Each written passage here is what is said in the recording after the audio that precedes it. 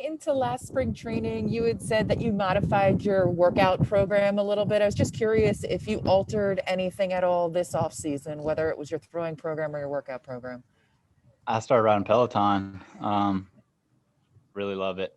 So on top of Cressy's program, I would just do some yoga in the mornings or do a late night ride or kind of just anything on it, pass time and keep moving.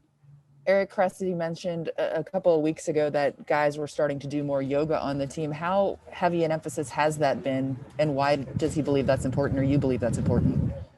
I just think it's important to stay loose. I've always been flexible, but I mean, you can never stretch really too much. So 10 minutes of stretching at night or doing a yoga class or something really kind of just lets the muscles relax and get some more blood to them, I guess.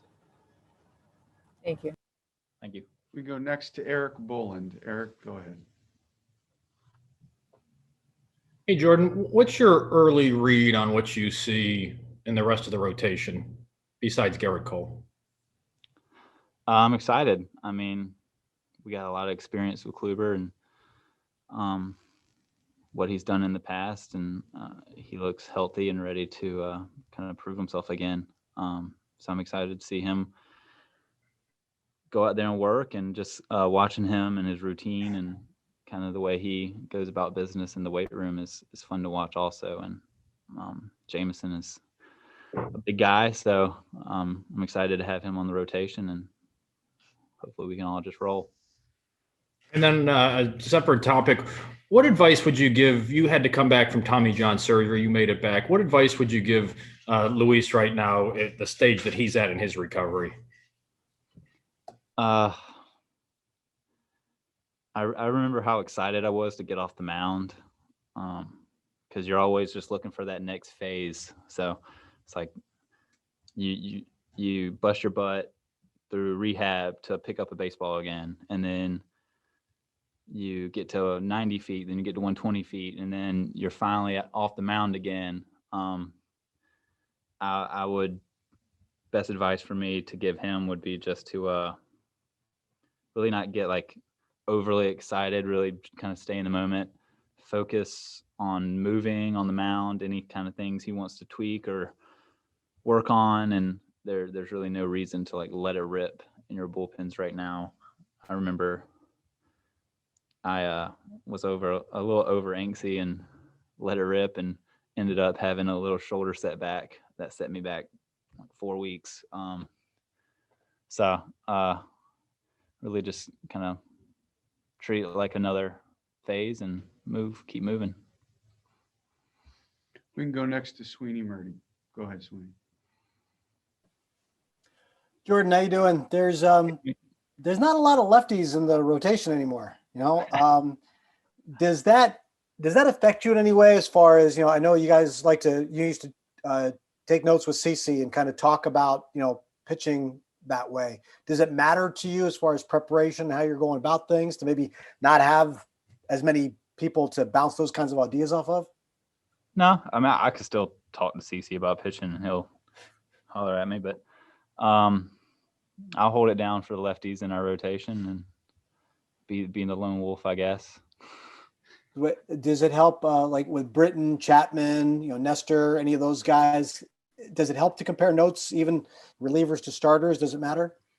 Not really. I have my plan and kind of got to stick to it. I mean, Britt's going out there for 3 to 6 hitters. I've got hopefully 6 to 7 innings. So kind of different attacking points there.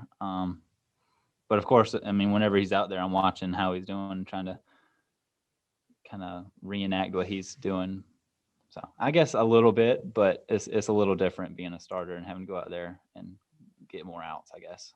How often are you in touch with CeCe? I usually am pretty bad about talking to people. I'll call people when I'm driving. So that's when I make my rounds through my phone. Thank you. Thank you.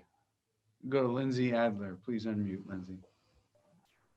Hey, Jordan. I wanted to ask you about the the old gas station, and sort of what was your familiarity with a lot of that technology, maybe before last year or this year, and what have you found to be useful about having an environment like that?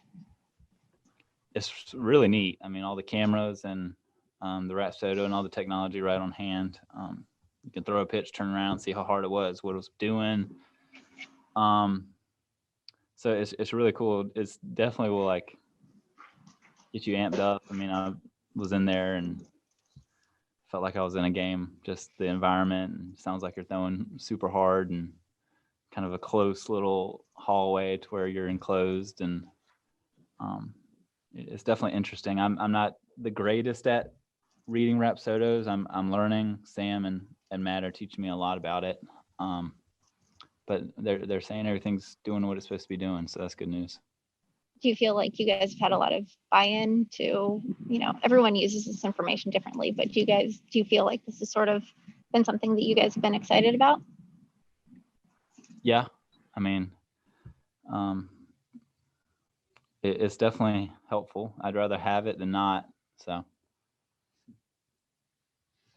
Okay, we can take a final question from John Schwartz. John, go ahead and unmute. Hey man, how are you? As one of the tall guys on the mound, when you are facing a tall batter, obviously beyond just the scouting report you have on his strengths and your strengths, or whatever, but just is there a difference when you're looking at a tall guy, and obviously they're on your team, but like a Judge, a Stanton, like does that present a different thing for you from the mound? It might make you change your sights a little bit. Where you want to start pitches. I mean, tall guys like Judge aren't going to swing at a pitch that is at his ankles. That's where someone else is, or is at his ankles where it's at someone else's shin, I guess. So I mean, the strike zone is the same. So I guess I try not to, but sometimes you'll change your sights a little bit just to get more swing and misses with the tall guys, I guess. Okay, we'll let Monty go. Appreciate the time.